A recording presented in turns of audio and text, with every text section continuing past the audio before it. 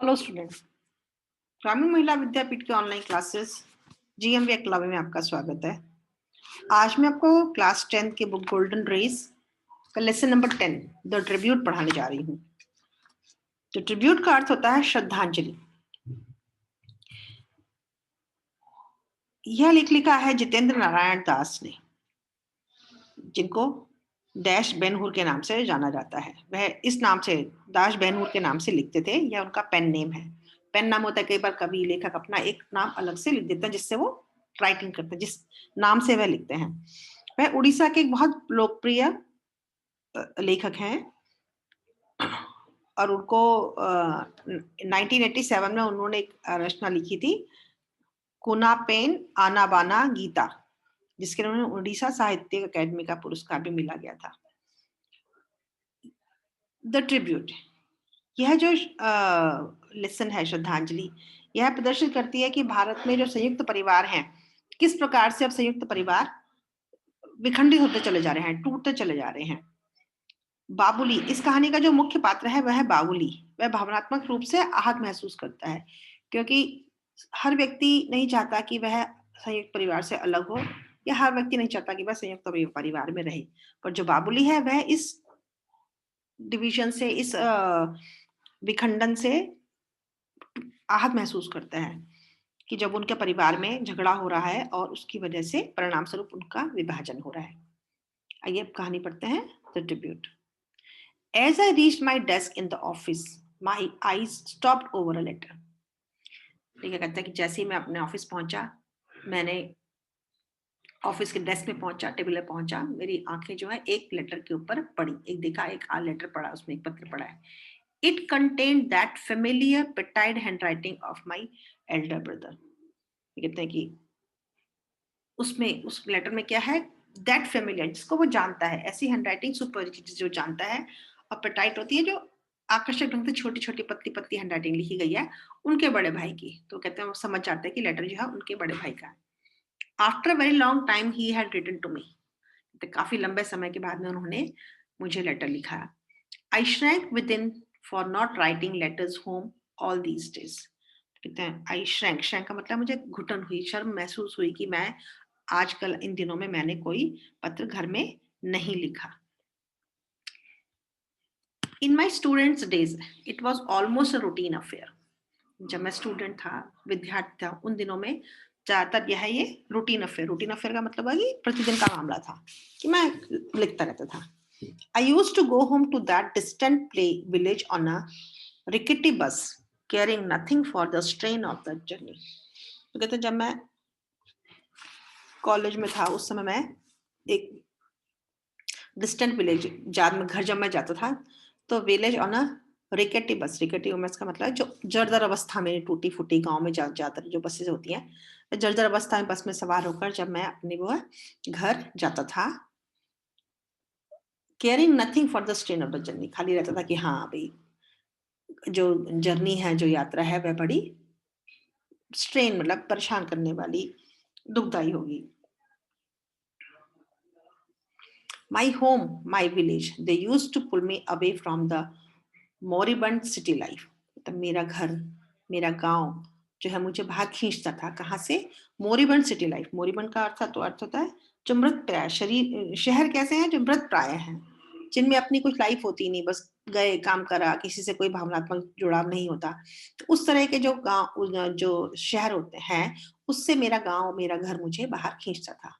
Now things have changed and I too have changed a great deal at that.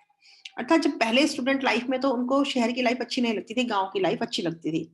पर अब क्या हुआ? Now things have change, अब चीजों में परिवर्तन हो गया, स्थिति परिवर्तन हो गया। आई टू हैव चेंज, वह भी वो कहता है मैं भी अब समय के साथ में बदल गया हूँ।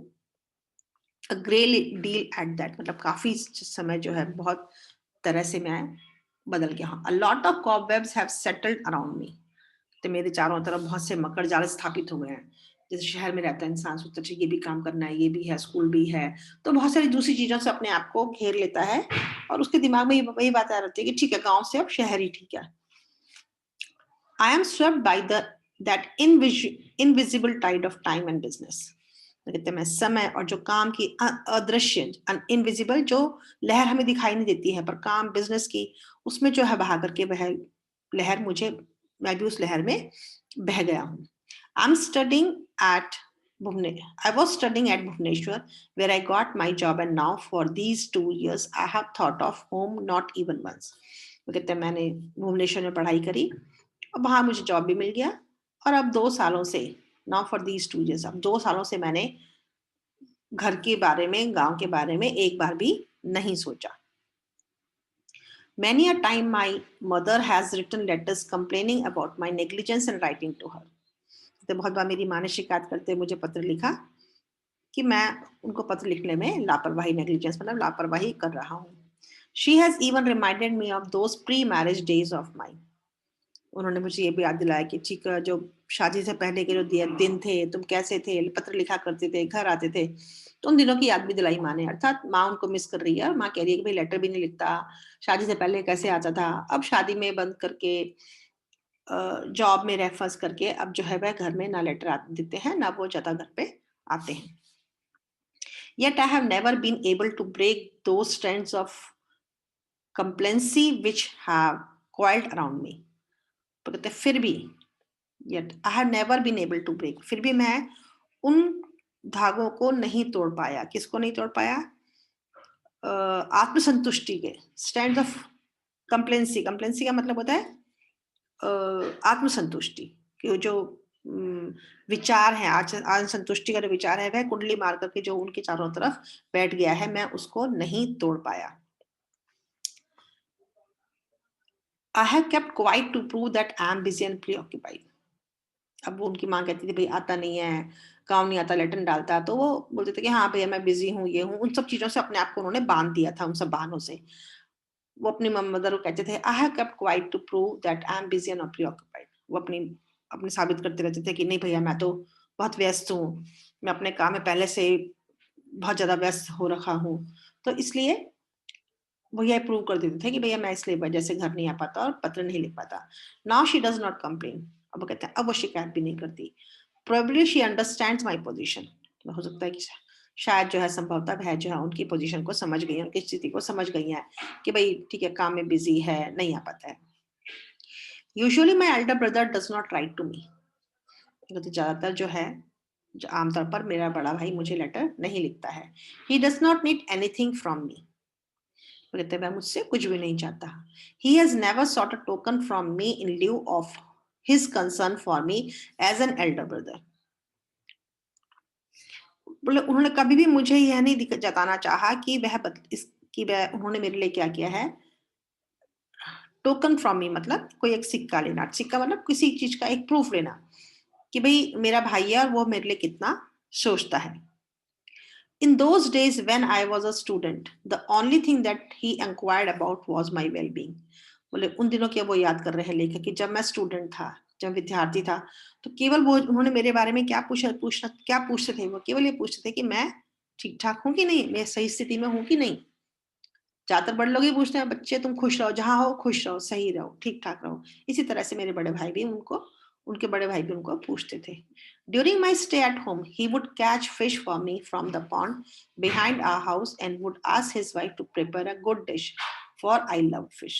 तो कहते हैं जब मैं गांव जाता था, घर में रहता था, तो उस समय वो गांव पॉन्ड में, तालाब में जाते थे, मेरे लिए फिश पकड़ के लाते थे।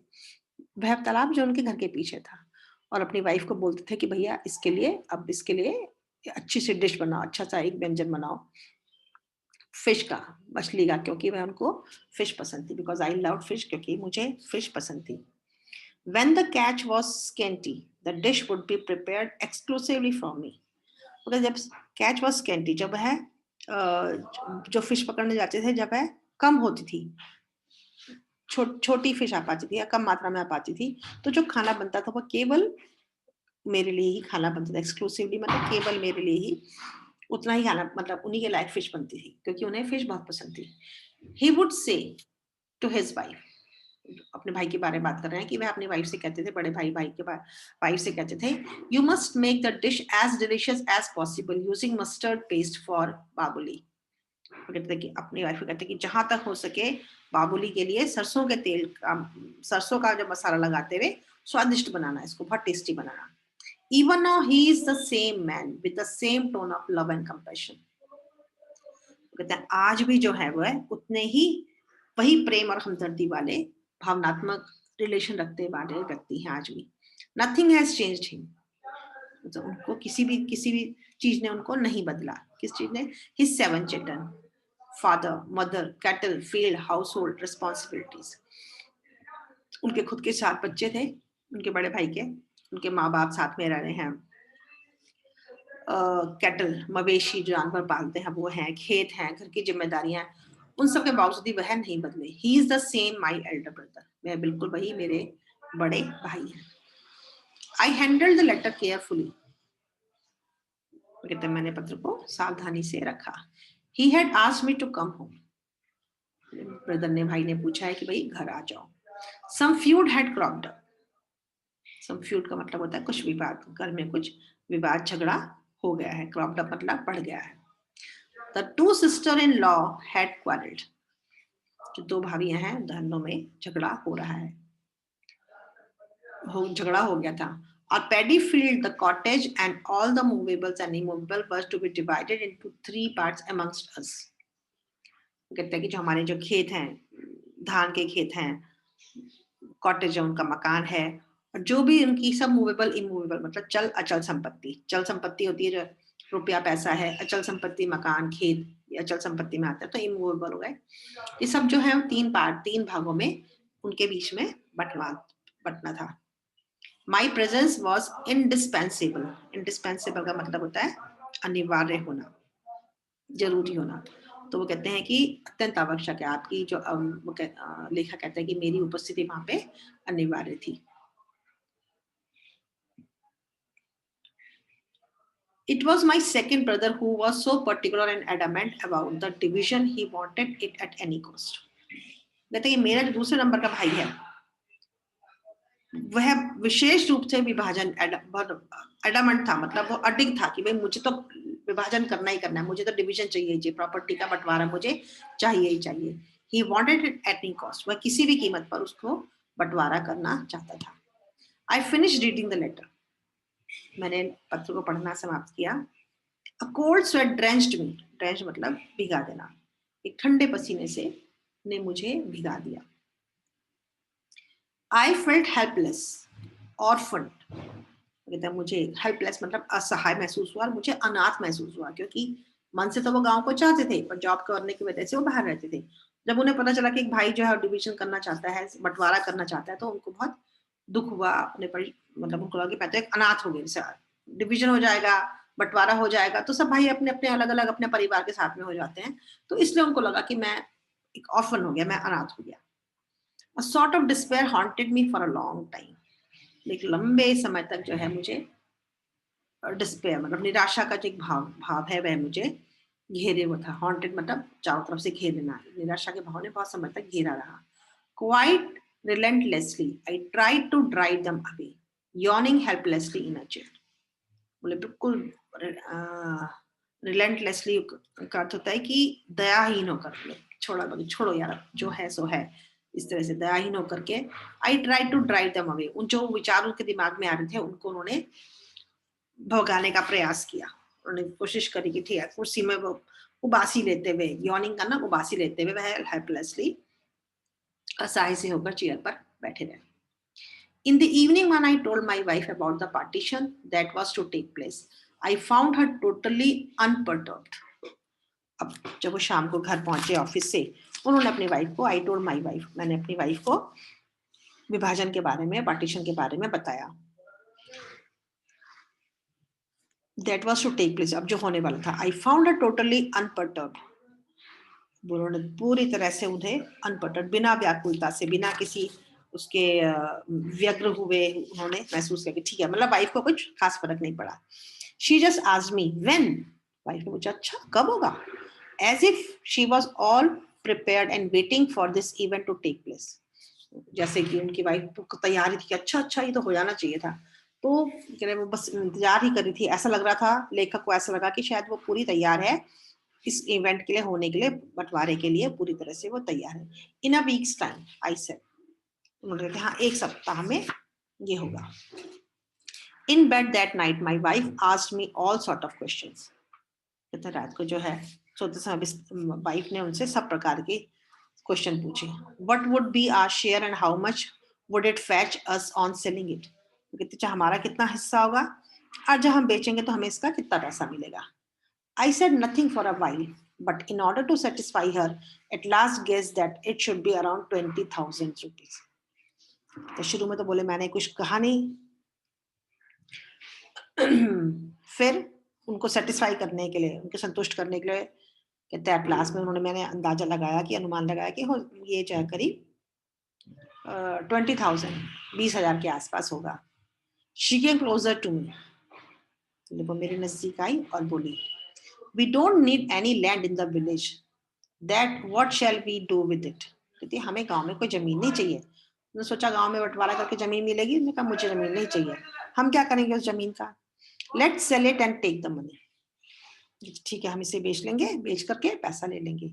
Remember when you sell it hand over to me the entire 20,000, wife कहती याद रखो आप जब इसको बेचोगे तो पूरे 20,000 जो है मुझे दे दोगे। I will make proper use of it, कहते मैं इसका सही इस्तेमाल करूंगी। We need a fridge, you know, कहते हमें एक फ्रिज चाहिए, आपको पता है हमें फ्रिज चाहिए। समर इज अप्रोचिंग, गर्मियां आ रही हैं। You need not go to the office riding a bicycle, कहते बाइसिकल से साइकिल से चलते हुए आपको साइकिल चलाते हुए ऑफिस जाने की आवश्यकता नहीं है। You must have a scooter, आपके पास स्कूटर होना चाहिए। And the rest will put in a bank, और बाकी चीजें जो हम बाकी पैसे जो बचेंगे हम बैंक में रख देंगे। There is no use keeping land in the village, हमें गांव में लैंड रखने की कोई आवश्यकता नहीं है। We can't look after it and why should others draw benefits out of our land, कहते दूसरे व्यक्ति भी हमारी लैंड से क्यों फायदा उठाएं, तो हम इसको लैंड को नहीं रखेंगे।